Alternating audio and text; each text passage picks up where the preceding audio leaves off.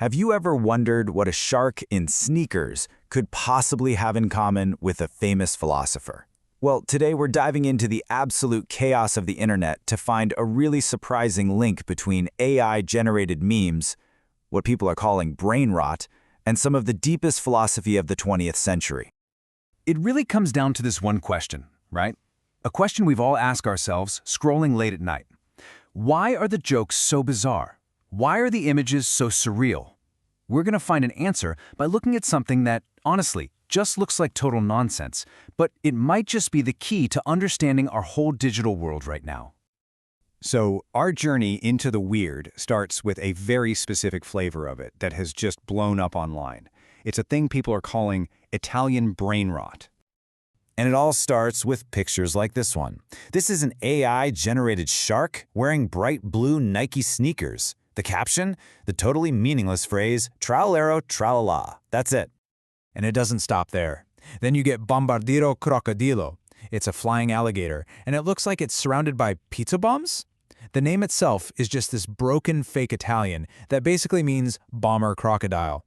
It's not supposed to make sense. That is entirely the point.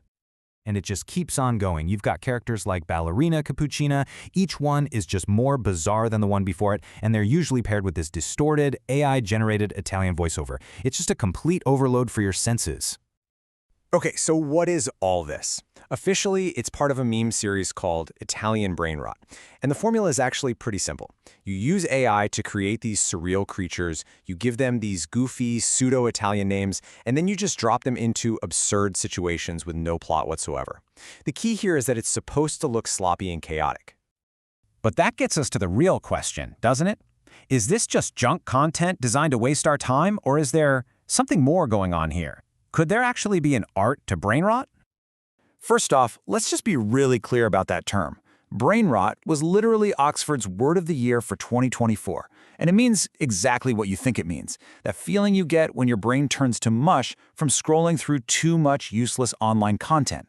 But here's the kicker.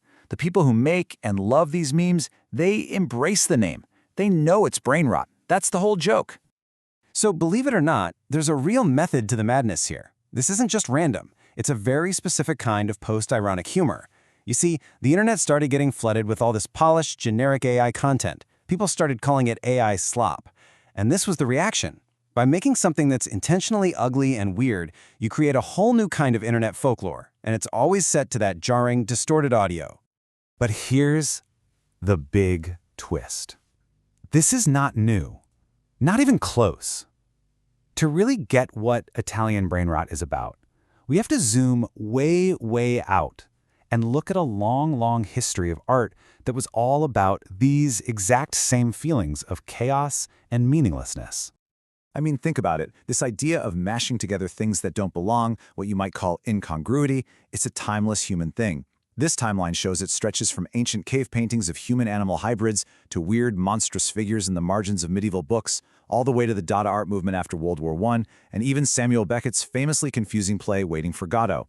Italian brain rot is just the latest link in a very, very long chain. Let's just draw a straight line here. It's pretty wild when you see it side by side. On the left, you've got Dadaism in 1916. It made fun of traditional art and used illogical combos to respond to the chaos of World War I. Now look at the right. Italian brain rot. It uses post-ironic humor and a sloppy look to mock modern content. It uses bizarre AI creatures to respond to the digital chaos and the flood of AI slop. It is the exact same impulse, just 100 years later.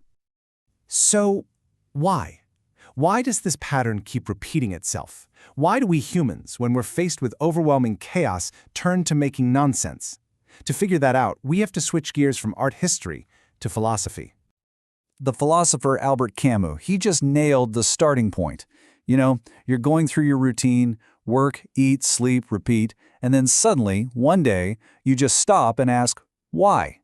Why am I doing any of this? Camus said that everything, all of philosophy, begins right there, in that moment of tired confusion. And that why question leads you right to this big idea, the absurd.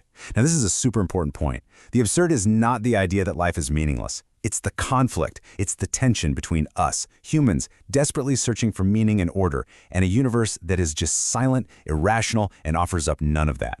It's the clash between what we want from the universe and what we actually get. Camus breaks it down into two pretty simple steps. First, there's primary absurdity. This is the condition we are always in, that constant, low-level tension. It's like background radiation. It's always there. But then there's secondary absurdity. And that's the moment you actually become aware of it. It's that why moment we just talked about. It's when the background noise suddenly becomes the only thing you can hear. Okay, so let's bring all this back down to earth. Back to our shark in sneakers. How on earth does a philosophy from the 1940s explain a TikTok meme that's popular today? Well, the theory goes that our super digital lives have created a whole new layer of absurdity. The more time we spend online, disengaged from the physical world, the more that feeling of unreality can grow. And so memes like Italian Brainrot become a new kind of language to talk about this feeling we all share. It's a way to connect with people over a shared sense of anxiety and isolation. The dark humor becomes a tool for a shared, cathartic release. So in the end, whether you're talking about an ancient artist carving a half-man, half-beast onto a rock, or a Dadaist gluing newspaper clippings together after a war, or a kid today typing a weird prompt into an AI, the impulse is exactly the same. It is a deeply, profoundly human response to living in a world that feels chaotic, overwhelming, and just fundamentally out of our control. And that really leaves us with one last big question. If this digital world we're all building together is just getting more and more incomprehensible, maybe embracing the nonsense, embracing the brain rot, isn't a sign that we're losing our minds. Maybe, just maybe, it's the only sane way to react.